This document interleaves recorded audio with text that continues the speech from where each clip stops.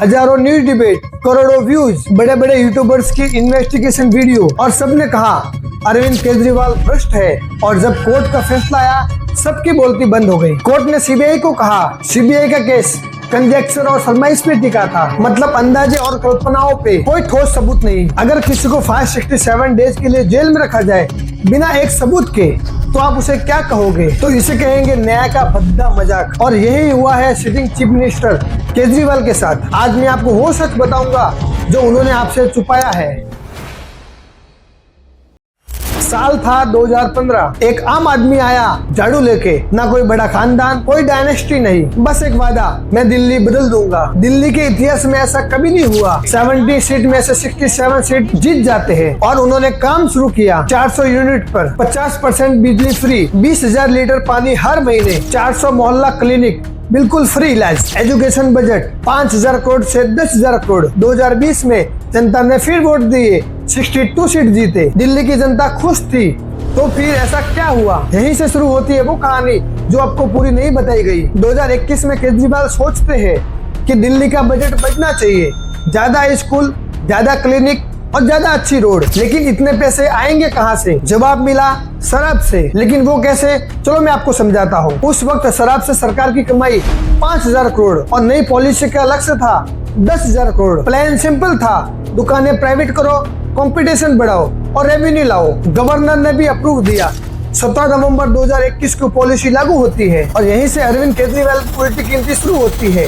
क्योंकि 176 दुकान खुल नहीं पाई। कुछ दुकानें गुरुद्वारा के पास थी और कुछ दुकानें स्कूल के पास थी। जिन्होंने 30-30 करोड़ रुपए दिए थे उनको दुकानें नहीं मिल पाई, इसीलिए सिसोदिया ने उनको पैसे वापस लौटा दिए। और यहीं से षड्यंत्र शुरू हुआ। सरकारी रूल्स है, एक बार डिपॉजिट हुआ तो पैसे वापस नहीं मिलते। पैसे रिटर्न करने के लिए परमिशन चाहिए थी और सिसोदिया ने बिना परमिशन के पैसे रिटर्न कर दिए। बस इतना था उनका क्राइम, बस एक प्रोसीजर गलती। अगस्त 2022 पॉलिसी बंद, खेल खत्म। तो फिर जेल किस लिए जाना पड़ा? और यहीं से शुरू होता है सीबीआई, ईडी और मीडिया का खेल। ईडी और सीबीआई ने 10 चार्जशीट ठोक दी, 600 पेज, हजारों घंटों की जांच। और न्यूज चैनल ने बताया 363 करोड़ का किया स्कैम, साउथ ग्रुप को मिला पैसा। और नीतीश राजपूत ने फुल्ली डिटेल वीडियो बनाई और अरविंद केजरीवाल को भ्रष्ट बताया। सारी एक्चुअल डिटेल्स जो है मैं आपके सामने एज इट इज रखूंगा ताकि आपको अपना ओपिनियन बनाने में आसानी हो। कोर्ट के अंदर ईडी और सीबीआई ने टोटल 8 चार्जशीट लगाई थी और एफआईआर और ईसीआईआर को भी अगर आप मिला लें तो टोटल 10 डॉक्यूमेंट हम बोल सकते हैं। और ये 10 के 10 डॉक्यूमेंट मैंने खुद पढ़े हैं ताकि एक्चुअल फैक्ट्स क्या है वो आपके सामने रख सकूं। हवाला के किस अकाउंट से पैसा गया, किसने किया और कब किया, चैट्स में क्या था, होटल की जो फुटेज थी, ये सारी डिटेल्स जो ईडी और सीबीआई ने कोर्ट के अंदर रखी है वो मैं आपके सामने रखूंगा। कोई भी चीज मैं अपनी तरफ से नहीं रखूंगा और इन सब के लिंक्स मैंने डिस्क्रिप्शन में लगा दिए हैं, तो आप एक बार वेरीफाई जरूर कर लीजिए। बट मेरा सवाल ये है, नीतीश राजपूत को वीडियो बनाने के लिए एविडेंस मिल जाते हैं तो सीबीआई और ईडी को प्रूफ क्यों नहीं मिलते? तो ये माना जाए भारत की एजेंसी से भी पावरफुल यूट्यूबर बन चुके हैं। एक सिटिंग सीएम को जेल में डाला जाता है, वो भी बिना अप्रूव हुए एक आरोप के। अरविंद केजरीवाल 567 डेज के लिए जेल में रहते हैं और उसी टाइम दिल्ली में इलेक्शन भी हुए, लेकिन अरविंद केजरीवाल जेल में ही बंद रहे। 600 पेज, सैकड़ों गवाह और कोर्ट ने कहा इतने भी सबूत नहीं है कि ट्रायल शुरू किया जाए। इसका मतलब समझते हो?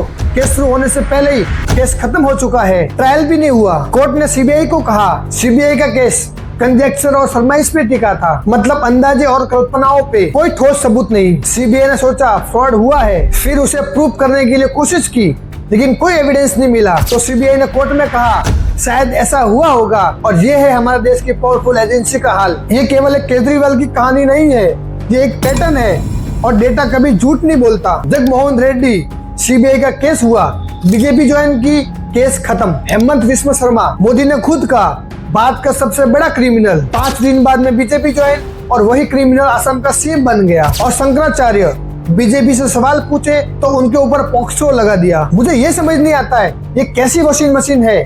2 दिन पहले क्रिमिनल और बीजेपी ज्वाइन करो और पवित्र बन जाओ। जो नहीं डरा और बीजेपी ज्वाइन नहीं की उसको 567 डेज के लिए जेल में रखा जाता है, वो भी बिना कोई एक प्रूफ के। और वो है अरविंद केजरीवाल। अब तुम सोचो एक सिटिंग सीएम के साथ ये हो सकता है तो आम आदमी के साथ क्या क्या हो सकता है। मैंने वीडियो की स्टार्टिंग में पूछा था अगर किसी को 567 डेज के लिए जेल में रखा जाए वो भी बिना कोई एक प्रूफ के, तो आप उसे क्या कहोगे? ट्रायल विदाउट प्रूफ, ये 3 शब्द याद रखना। नेचुरल जस्टिस में होता है, पहले होती है इन्वेस्टिगेशन, फिर एविडेंस, फिर ट्रायल और फिर बाद में सजा होती है। और अरविंद केजरीवाल के केस में थ्योरी, नैरेटिव, फेक चार्जशीट और सजा। अरविंद केजरीवाल ने मोदी जी को चैलेंज किया है, आप खुद सुन लो। आज मैं चैलेंज करता हूं मोदी जी को।